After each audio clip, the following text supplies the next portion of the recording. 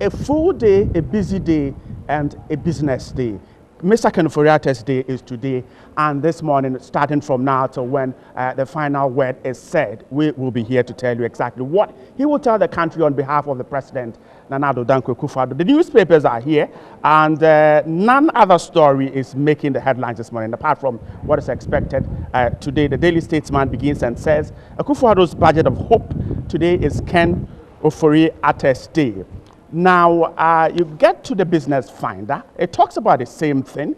Fiscal deficit to decline, that's according to Fitch, and 2017 budget to stimulate growth. The Business Finder has that story. The BNFT also continues the budget debate and says budget 2017 between growth and fiscal consolidation. Ofori-Attah's tough call, indeed a tough one for him this morning. A Daily Heritage has his photograph, a smiling one, and says hopes high in 2017 as Finance Minister presents Ghana Working Again budget. And these are exactly what we'll be talking about this morning. And we went to the north and south of the country from the Upper East region, a member of parliament for the Bull South constituency, and then from the south, precisely eastern region, your Fuasi Ayrebi member of parliament, Kojo Oppong-Nkrumah, and then Dr. Clement Appiah. Good morning, gentlemen. Good morning. Grateful to have you this morning. It's a tough day today, I guess, for you too. Well, first of all, let me say good morning to you, your viewers across the country, particularly in Fumbisi and other communities in Bulso South. Right. And good morning to my friend Kojo here. It's been a long time. We have interacted at multiple levels. All right. And this is the first time we are going to you are meeting head to head. On set. So okay.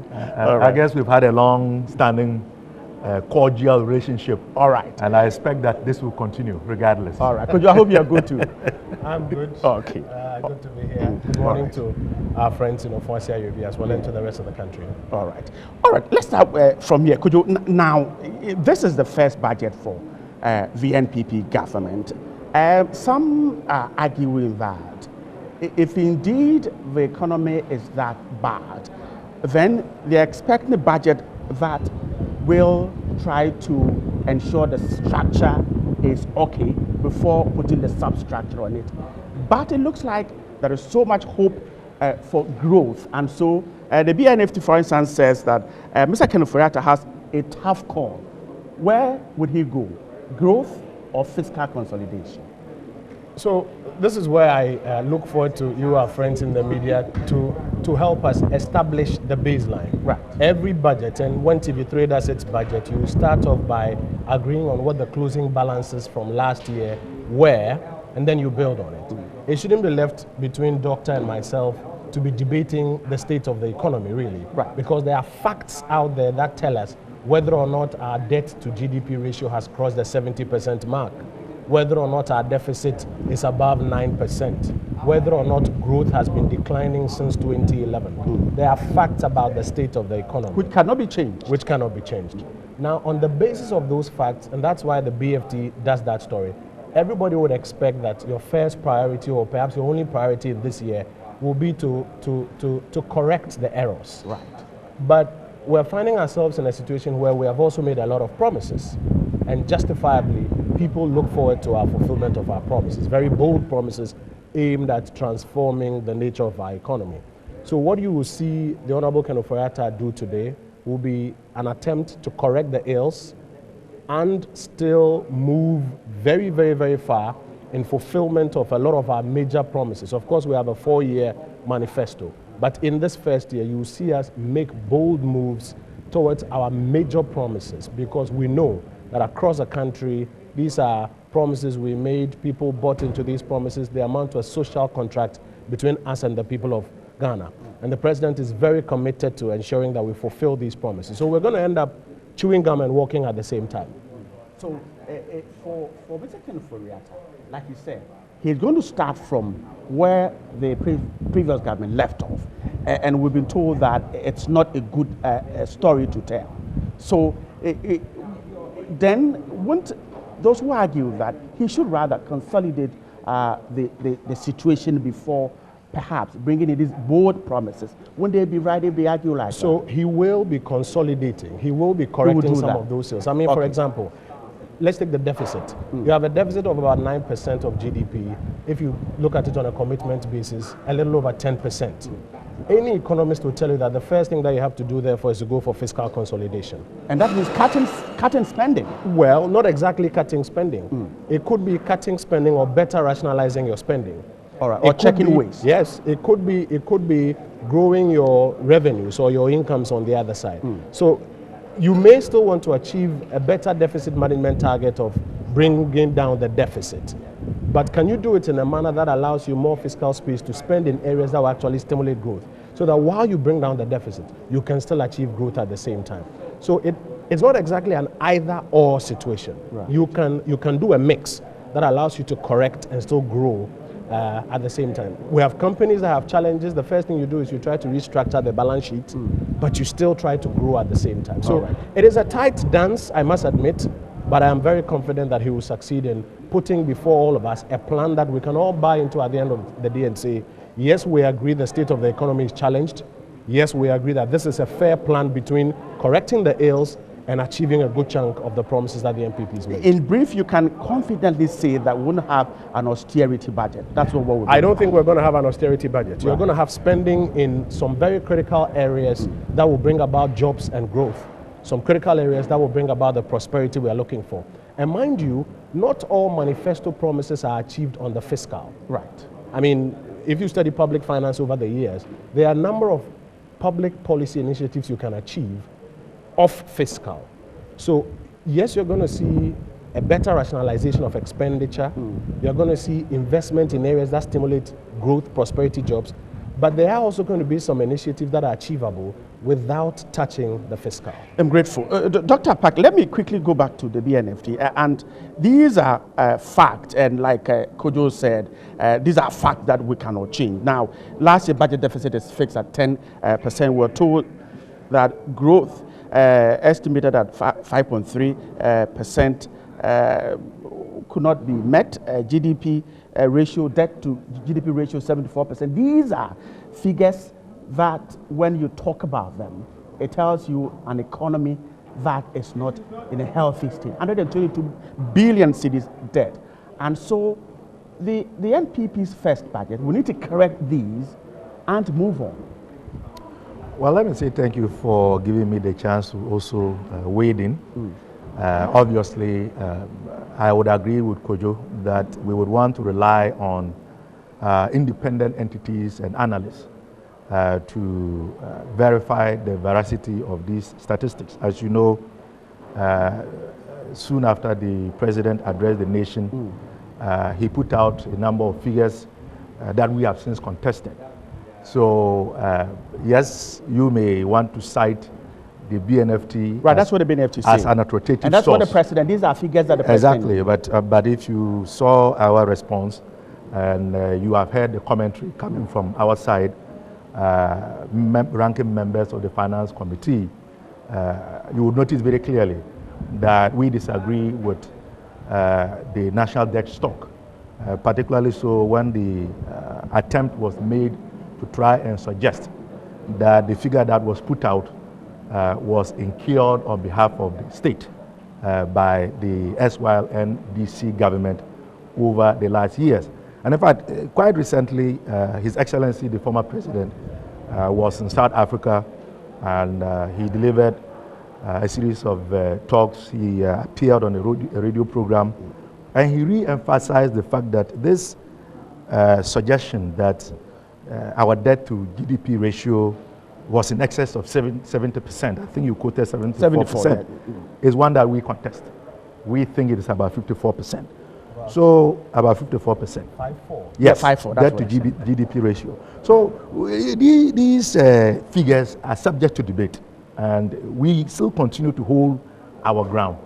That whilst, yes, there were some challenges, there has been an attempt to try to exacerbate the challenges that we were facing as a country as a basis of trying to renege on some of the very, I would say, flamboyant and mouth-watering promises that the MPP made on the backs of which today the NPP is in government. So the challenge now is for the president through his Minister for Finance to be able to demonstrate to the good people of Ghana that having run a campaign that basically said that we will not borrow, we will not raise taxes, and yet we want to stimulate the economy, and we also want to fulfill all of these manifesto promises, big ticket items. How is he going to do that balancing act? Okay. Now, I think this is what Ghanaians expect to hear. Dr. Parliament for the Bills Assad constituency, Kojo Ponkroma of Fuase Ayiribi, Member of Parliament, are here with me. Doc, sorry, I had to cut you. You were making a point that you think that these figures are what the NPP wants to rely on as a way of swerving voters for their promises. Please continue. Yes, very well. But I think that I may have gotten the figure mixed up in terms of the debt to GDP. Yes. 50. You said 54%. Yes. It's actually 64%. That is it. Okay. You know, sometimes I think I'm a bit dyslexic, so I have a tendency to switch numbers. But you see, the truth is that Kojo and his party, his president, our president, are in charge. And indeed, I thought that the president was very bold in stating that he was not elected to complain. He was elected to fix what is wrong. So you consider the economy nation. challenged, indeed. No, but even when we were in power, we always alluded to the fact that we had challenges, and you know it. I mean, erratic and unstable power supply, which we worked very assiduously to resolve before we left, because everyone knows that regular, affordable power supply, reliable power supply, is a very important ingredient in the social and economic evolution of any nation state. We never made qualms about that. We worked very hard to try and resolve that situation. You also remember that along the line we had challenges in terms of the global market prices of our primary produce, cocoa, gold, and even quite recently oil. So quite clearly, the inability for us to get the revenues that we expected was bound to have effects on the economy. But also remember that we invested very heavily in the area of fiscal infrastructure. I mean, building roads, expanding the ports, putting up educational infrastructure, putting our healthcare infrastructure, investing in social programs. So yes, we knew that, you know, the challenges were there, but governments are put in place to solve the challenges of the people. It is the responsibility of the government of the day to source the funding, whether you are going to increase taxes, whether you are going to expand the tax net, whether you are going to borrow, to be able to ensure that you improve the conditions of the people. So based on what you've just told viewers, what kind of budget are you expecting, Mr. Kenneth to tell Ghanaians on behalf of the president this morning? Well, I think that on our side of the aisle, we wouldn't want to second guess what is going to happen. But like Ghanaians, we all have expectations, and our expectations but your side seem are to likely be pushing wrong. the government into well, what you call fulfill your promise. But that is it. What else do we have to go by, if I may ask you? You make promises. On the basis of those promises, you are giving the mandate. And so, logically, the people and all of us would expect that we should hear fully and once and for all the source of funding to roll out the free senior high school program in totality, where we expect that both boarders and day students, continuing students, are all going to benefit. This is what we were told. So what is going to be the source of funding? Are they going to tinker with some of our known funds, our known, all right, is GET fund going to disappear to make way for financing the free senior high school? Are they going to collapse the infrastructure development fund?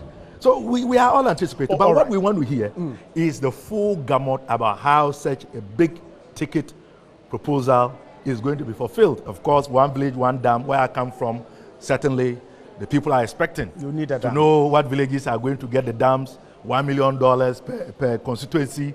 He has a constituency, I have one. It is going to help. And we are also looking for the factories.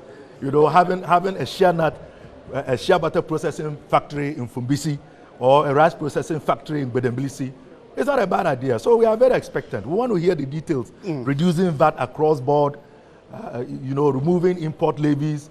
All of these are promises that Dr. Apakam, could you now, we expect them to deliver. Let's begin to tackle some specifics because the other side in Parliament has argued about your government, what they call lofty promises, and the fact that you also said you're going to take away taxes, the nuisance taxes. And then they ask, so how do you get revenue to fix the challenges? So before I come to that, let me make a quick comment on some things that you said. First of all, I'm happy that we have all agreed that the economy is challenged. Now, it is not true exactly that they have challenged the statistics we have put out. What they have done, and if you read the minority response to the President's State of the Nation address, they have offered explanations. For example, about the debt stock, about other matters. They have offered a rationalization of what they use some of those monies for. Admittedly, in the President's last State of the Nation address, President Mahama spoke of balances as at the end of Q3. And that's where he talked about the 65% debt to GDP ratio. We are talking about end of year. That's 3 more months afterwards. And you recall that between Q3 and the end of Q4, a lot of transactions went on. So again, I come back to you. You, the independent journalist, will be able to interrogate these figures and tell us, all of us at the end. But when they argue that the institution in charge of getting out these figures isn't out yet, and that so if you question where you got those figures. No, that is with reference to the projected GDP growth. Right. Because the President said we are projecting growth of 3.6. And they are saying that actual growth can only be reported by the Ghana Statistical Service. So why should the President say that? This is not the first time that a president delivering State of the Nation address at the beginning of the year has relied on provisional GDP growth figures. So really that's a non-argument. But I'm saying that I'm happy we've come to the agreement that the economy is challenged. The trick is that they had difficulties in managing the challenges and still delivering on solutions. And so they relied on a lot of borrowing. And they have explained that looking at the fiscal constraints, there was nothing they could do apart from borrowing. We fundamentally disagree with that approach. You won't borrow. And so, no, we disagree. No, good question. No, yes. No, I'm asking. It's a good question. You answer. And I'm clarifying. We disagree that the answer is just borrowing to plug the hole. Listen, when you have a budget where, when you look on the fiscal side, almost 100% of your total tax revenue is gone between earmarked funds, interest payments, and wages and salaries. And the finance minister has no fiscal space to invest in goods and services and capex that will transform lives. Your answer ought not to be that all I can therefore do is borrow and add to the debt stock. Because as you borrow and add to the debt stock, your interest payment keeps ballooning and you won't get out of that problem. What you're going to see Mr. Ken Ofori-Atta do in this budget is to restructure the fiscal. And I take you back to 2001 when the NPP came to power. You will find that we had the same fiscal rigidities and fiscal constraints. Using HIPC as a tool, we restructured the fiscal and got more fiscal space to begin to invest in all of these social intervention programs, some of which they came to continue, and we applaud them. And some of which we started and you build upon. Ghana wins at the end of the day. I do agree with that. We even applaud them for the ones that they continue. Right. But again, you will see Mr. Ken Ofori-Atta begin to restructure the fiscal. And as we restructure the fiscal and find fiscal space at the bottom, that is the money that will be used to invest in many of these things that will happen to his people in Fumbisi and my people in Ofuasia-Yoruba. So you're going to see some innovation brought to financial management beyond, I have a problem, let me borrow my way out of the problem. Because you cannot borrow your way out of the problem that the Republic of Ghana has currently. You need some innovation in managing the fiscal. And lastly, this is a 4-year manifesto that we put on the table. Let nobody be deluded by thinking that we are going to answer all of those 4-year questions in 1 year. In 1 year. But you are going to see very clearly the bold ones. Free SHS, 1 district, 1 factory, 1 village, 1. You're going to see the bold ones outlined today, budgets allocated to them. The last thing again is that we should avoid this risk where other persons attempt to define for us the policy constraints or the policy framework in these areas. So for example, when we say free SHS, okay, have you seen the free SHS policy? Have you seen the the framework of that policy. No, We ought not now allow somebody to say that I expect free SHS to cover toilet roll for students, free toothbrush, free that. That was the impression. That was the impression. No, that was not the impression. On the campaign trail. So you are going to see a budget which, first of all, solves the fiscal problems that they've created, and then boldly goes out there to give life to our policy initiatives. Then answer this, you won't borrow. Every government. The NPP won't borrow. No, and the NPP never said we won't borrow. And the NPP would borrow. Listen, I challenge you to show me who said we won't borrow. I am asking, would the NPP borrow? Even if it's bridge financing, every government will borrow a little bit, even if it's to bridge finance. Okay. Sometimes you have tax revenues that will come in by the end of Q1. January, you have to pay salaries. You may have to do some treasury bill transactions to offset that one. So it is impossible for anybody to assume that no government will borrow. But what the NPP will not do is to resort to borrowing as a way to answer the structural investment problems of our country. Where there's no fiscal space, borrow to invest. We won't be doing that. Right. We will resort to restructuring the fiscal so that we have space to invest in capex. If it's working capital financing or some bridge financing that requires some borrowing, of course, every government will do a bit of that borrowing. Grateful, could you? Dr. Park, and so then it is clear that they would borrow, all right. Yes. But he said, not the way you did it. Well, that has always been the thrust of the argument. They have a different approach. We have a different approach. But I'm quite... but your approach seemed to have run the country into the ditch. That is what they think.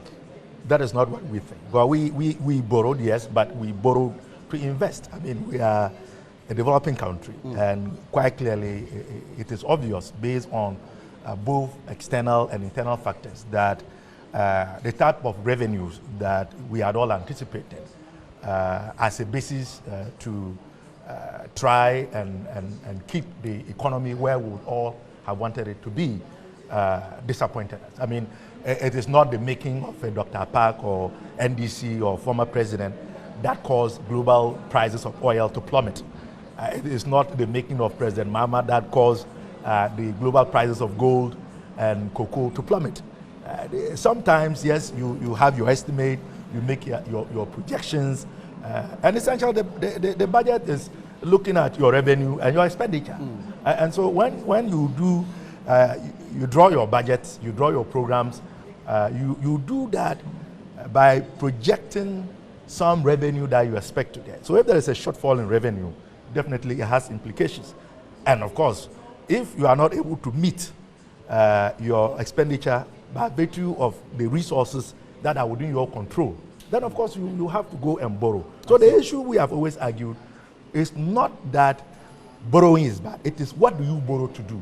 Are you telling me, for example, that we shouldn't have done the Fofosu-Sola Road, we shouldn't have done the phase 2 of the Tamale Teaching Hospital, we shouldn't have done the circle interchange, we shouldn't have looked at expanding the ports, we shouldn't have expanded educational infrastructure, which they are going to build upon. But let me give you... So you won't scream when Mr. Furiata tells Ghanaians that government is going to borrow to fix some of the challenges. Well, we will certainly then expose what we would consider hypocrisy.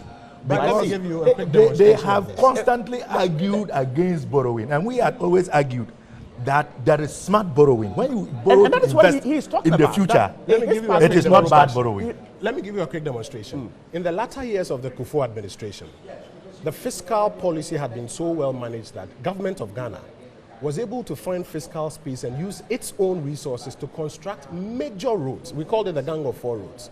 You recall that at the turn of the election... But he picked. Don't worry. But that is what we call using smart policy to create fiscal space to invest. You was the product of benevolence by external entities that we own. Falling. Governments had to apply for those programs. Right. And anybody who has done financial management knows that you apply various tools that will give you fiscal space. But here's the point. We used various means to get fiscal space to, on our own, fund 4 road projects. When our friends came to power, one of the first things they did was to bastardize the concept and say, how can you build roads when you don't have dedicated funding for it? You know what they were saying? So the roads were not completed? No, relax. What they were saying was, how can you build roads when you've not gone to borrow and put down money for it? That's what they were actually saying.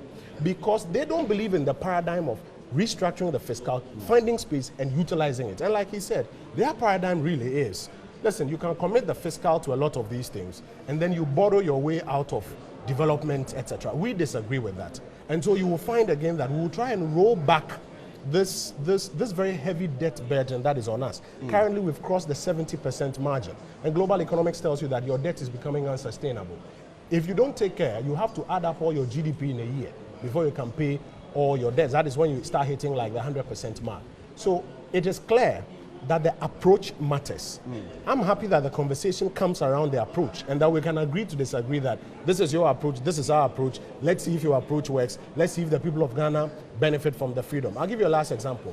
When we were hit by the energy crisis, because we do not have fiscal space on our budget, what ended up happening was that they had to resort to a lot of borrowing deals and plans with all of these energy IPPs from all over the world, many of which we had questions about. Today we are left with what they call a legacy debt of about 2.4 billion cedis in the energy sector, about $800 million of which is owed to local banks and is encumbering their balance sheets. That's the kind of problem you have when you resort to a borrowing scheme.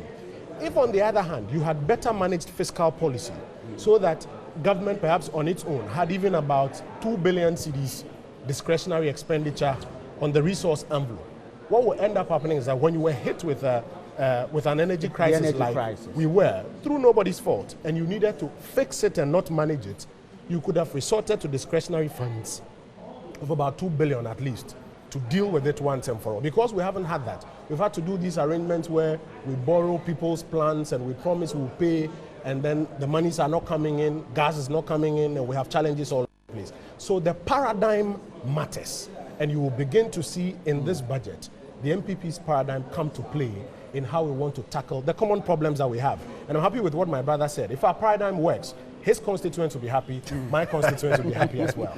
I see. Let's turn attention to businesses, small businesses, because a lot of expectations are expected from for that sector. Dr. Park, for job creation, what do you think Mr. Ken Ofori-Atta will need to do to fix it? We know it's a huge challenge. Well, first of all, we must all agree that the issue of unemployment is one that has bedeviled many countries, including ours. If you look at our population, by and large, it is a youthful population. And you look at even the number of post-secondary institutions that we have in the country and the annual output in terms of the numbers that come into the system. And you would agree that one of the ways, indeed, to try and deal with this challenge certainly would have to do with creating opportunities for small and medium-sized enterprises to thrive so that they can take up some of these persons leaving school. Indeed, globally, that seems to be the trend. And indeed, when we were in government, it was a very important policy area. Whilst, we are social democrats, we never really turned our back on the private sector. The former president on many occasions engaged leadership of industry and small and medium scale enterprises to try and see how best we could support them to employ a lot of our young people. But we were even looking at a few strategies such as offering some incentives to small and medium scale enterprises which were willing to take some of these youngsters coming out of school. But by and large, I don't know the details of what the Minister for Finance is going to present. But, from what I'm hearing in the grapevine. But what do you expect? What I'm hearing in the grapevine. Your measures seem it is not difficult for me to. The less debt, the yes and the rest. No, those are still. They indeed did not fix the problem. You must remember that we rolled out yes just about, roughly just about 2 years ago. No, it was still And it is still even in the process Your opponent of say being it's consolidated. yes, it's a good idea, but the implementation It is being is where no, where the challenge is. the program has recruited. I think before we left power, they were in the process of getting in the third batch of beneficiaries. So yes, it is ongoing, and I hope that in your review as a government, you continue, because I think that it has a lot of potential.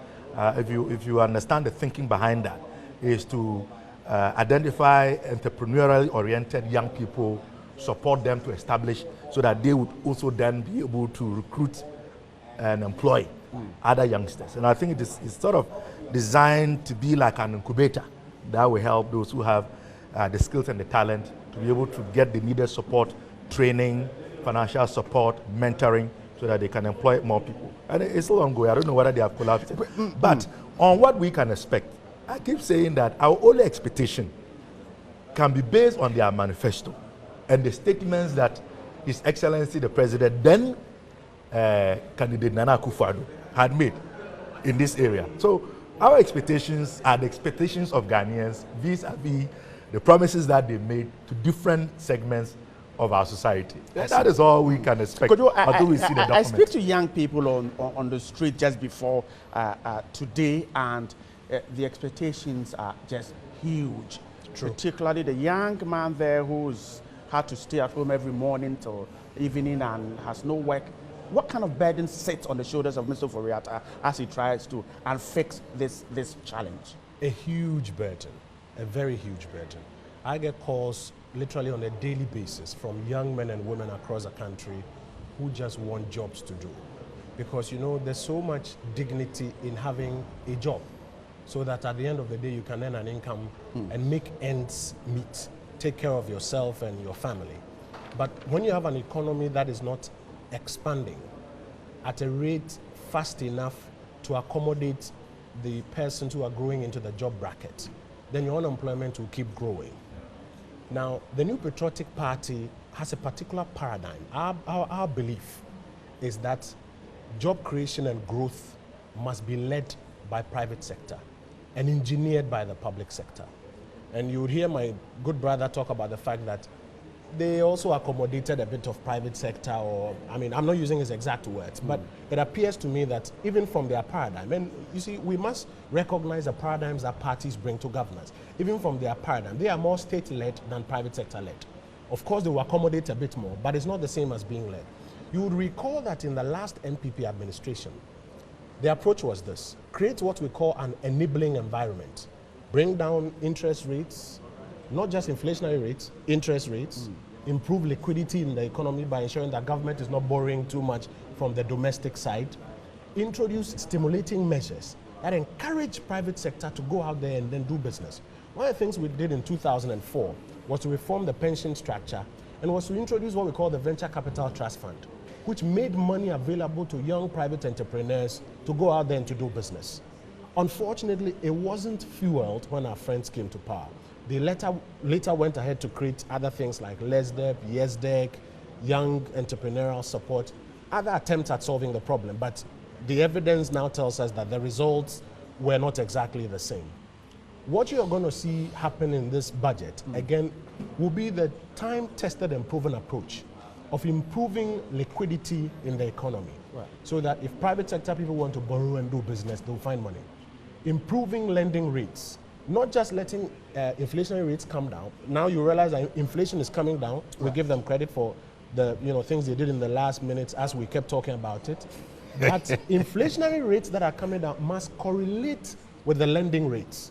Because it appears that even the banks don't believe where the inflationary rate is going, because the MPC rate is not corresponding.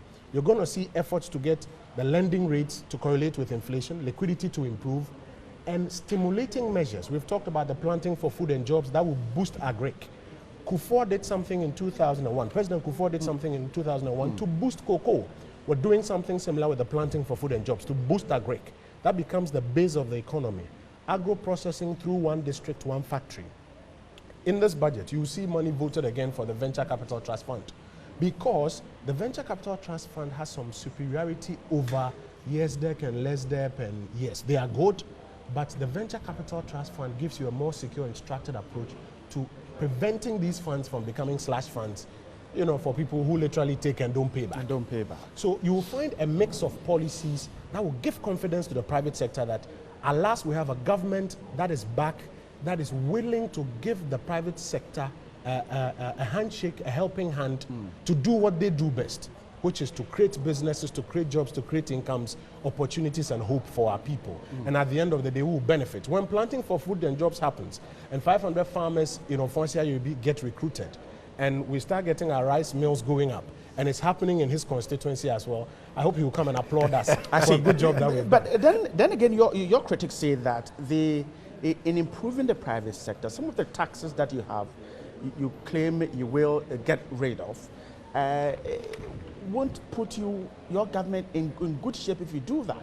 So, for instance, they talk about import levies, the import levies, and they think that indeed you will need that. You see, the beauty of economics is that we say all other things being equal. When you hold, I like that. Yeah, when you hold the constraints fixed, then this analysis will hold. Okay. But there are about 2 or 3 things that are going to happen even as we reduce taxes. Number one, a tax compliance improvement program is being rolled out by the Ghana Revenue Authority. We've just appointed a new Commissioner General who shares our paradigm and our approach to things. And we're expecting that with the tax compliance improvement program, even as you are reducing rates, you will begin to see, listen, about 6 million people are registered to pay tax. We are told that only about 2 million of them are paying. How do we begin to get more to pay? That's what usually we call broadening the tax net. You're going to see the Ghana Revenue Authority roll out a program to do a bit more of that. Number 2, generally, when you reduce rates, a lot of people who were ordinarily avoiding now don't find reason to avoid. In 2001, it's not necessarily they won't true. dodge the taxes. Well, that's what you're It's saying. not necessarily true. which is true. It's not necessarily true, but generally it applies. Between 2001 and 2008, when we reduced corporate tax rates from 32 to 25, you saw the output that came up. It has been tested here in Ghana. It has worked. You also have a situation where a lot of these taxes, we describe them as nuisance taxes, because when you calculate how much at the end of the day they bring in, vis-a-vis the sort of inhibitions it puts on people who are doing business, you realize that net on net is not helping. These taxes put together don't even give us more than about 400 million Ghana cedis. But they encumber so much productivity. And we're of the view that if you lift that, and that money is available to private sector, 400 million cedis to government may be peanuts, but to private sector it's a lot of money. And the multiplier effect in that space ensures that you will get net more. So we are of the view that all other things being equal, your analysis should hold. But because we are introducing a number of measures, we expect to get more. And out of that more, then you can do the things we are talking about. Now, Dr. Park, let's talk about the street man's economics, because... Oh, and by the way, sorry, it's not just corporate taxes. Even Kayayi are going to benefit from tax Oh, I cuts. see. Grateful. You'll And be this is impressed. where we're going to talk about You them. will be because, impressed. because You're sure. You'll be impressed. For Very them, what we're churning out isn't their take. What they are looking forward to is the fact that the NPP said, well, we're going to reduce tariffs for electricity. We're going to slash down fuel prices. And so when at the end of today, when the budget is read, the man on the street will want to know that, okay, fuel is now this, transport fares have gone down. Dr. Park, now, this is what I call the street man's budget, because he doesn't understand what we seem to be talking about, GDP and the rest. Can we expect Mr. Ofori-Atta to do these, electricity, fuel prices? Well, thank you, Bright. But before I respond to your question, which I believe is what, quote unquote, the ordinary Ghanaian would be expecting. In the area of the physical management systems, my brother speaking about the changes going on at GRA, of course, it is quite clear that those are processes that were already ongoing. If they are going to augment what we had started, I think that it is much welcome, because governance is a continuum. Of course, you know of the Gift Mix program and what it has also sought to do in terms of helping us manage the financial architecture of this country in a much better way. You are fully aware of the challenges of ghost names and what we have been doing in that area. But you see, whilst it is the case that they had promised across board that they are going to reduce all manner of taxes on all kinds of institutions and segments of society. It is not always the case that a reduction in the rate of tax is going to have a positive outcome. That's true. There are situations where reduction in taxes have not translated positively. So I speak about this as a citizen and a Ghanaian who has been involved somewhat in going after entities and unscrupulous individuals who have duped this country, particularly in the import-export sector. I mean, there are the stories of the ban on rice importation and what has happened. So, yes, it is good to talk nicely and convincingly to get power. But once you are in power, once you are in the kitchen, you get to notice that the temperature is much higher than you anticipated. That is why I like his very smart move to put up a caveat, all things being equal. But you see, in governance, all things are never equal. And so it is very, very important.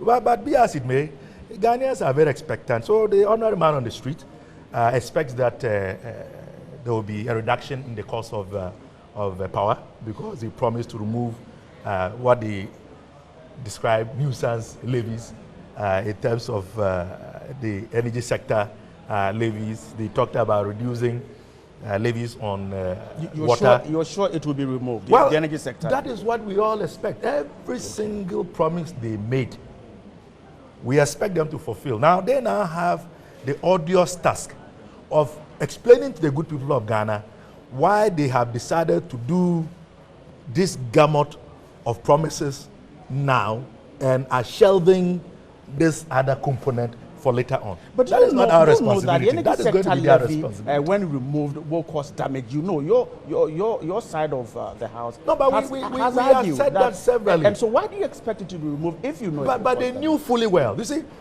they have always known these challenges. Can they change their mind about it?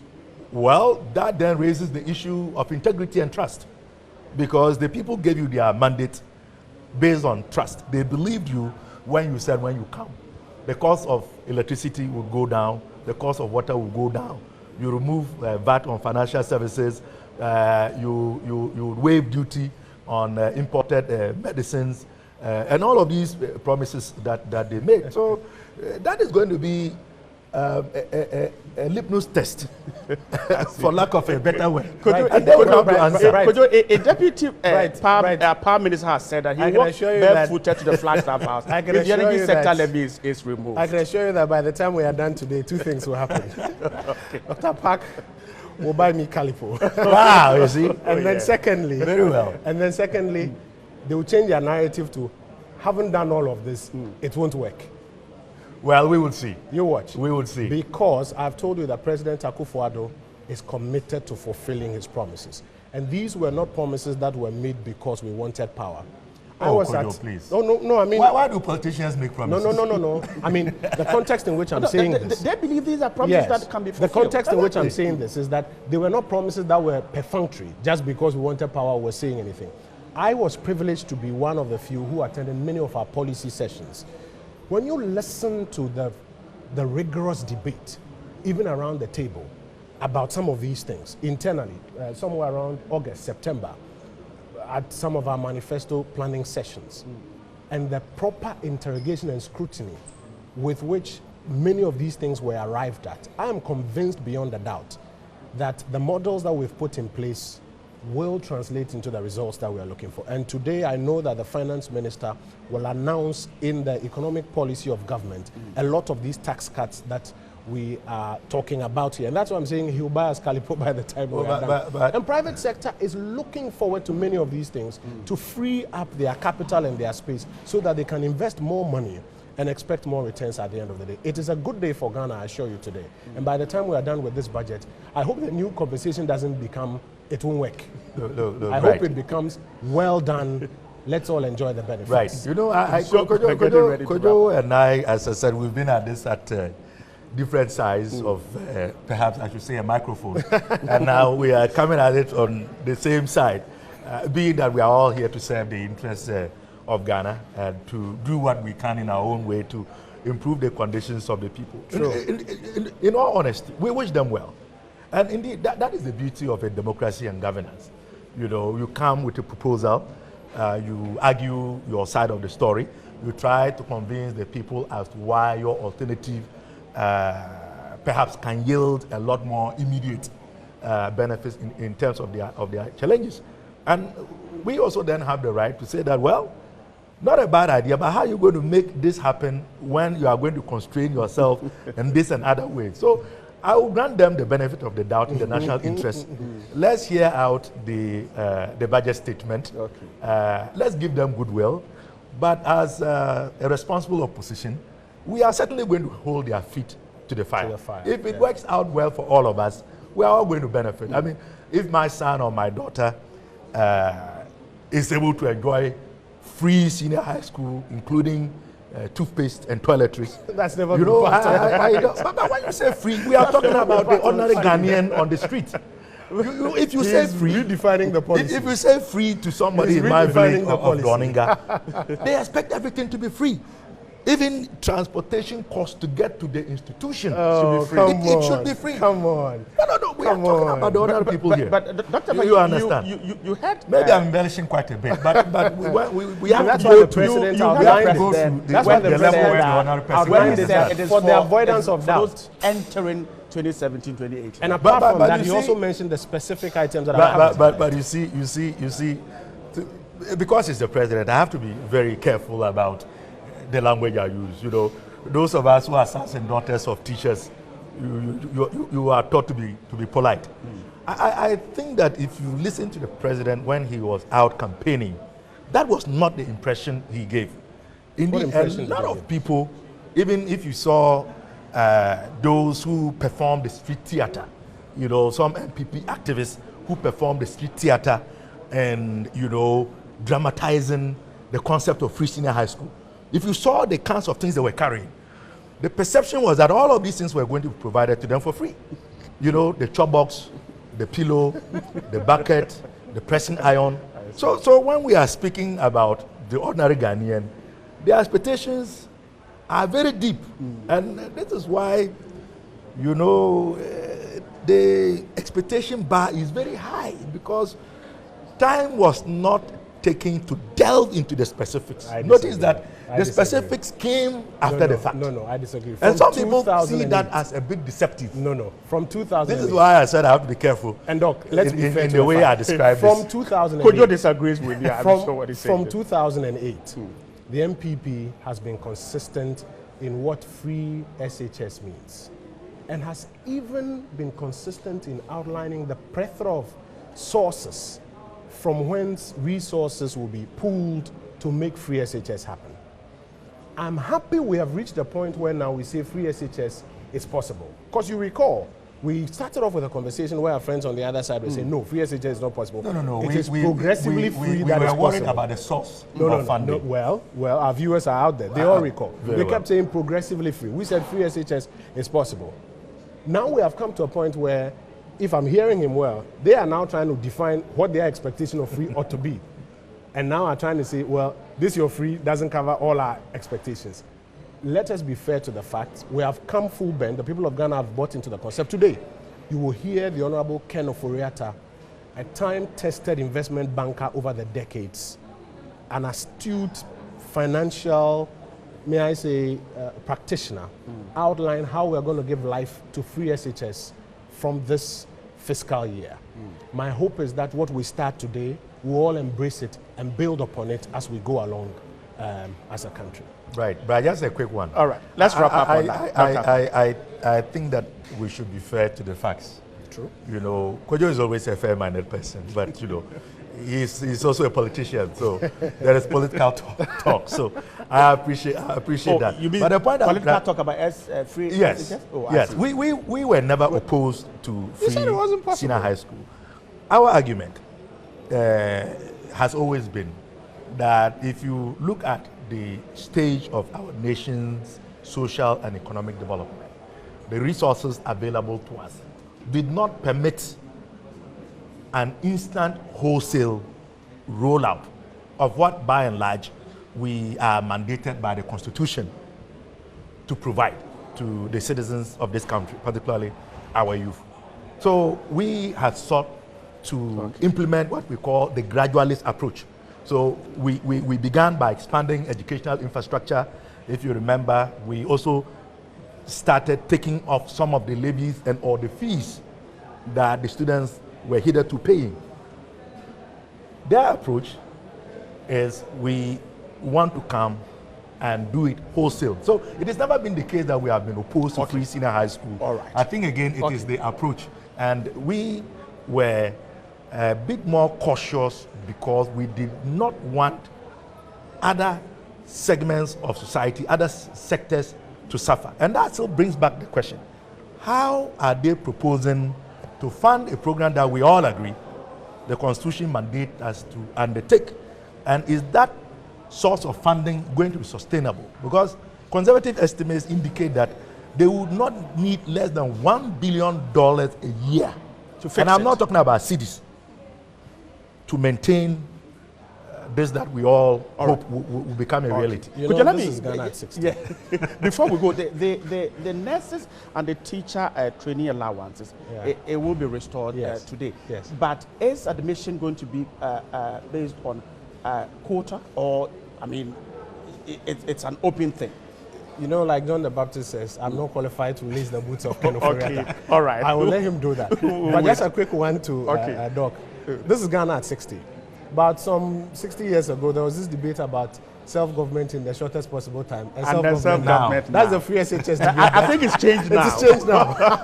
I'm grateful. John Bonkroma is member of parliament for the Ofuasi Yoruba constituency. Dr. Kenneth Apak you are saying the is from the shortest Brusa possible. South We are constituency. saying We're now. grateful. There is more budget talk at the top of the hour at 9 o'clock.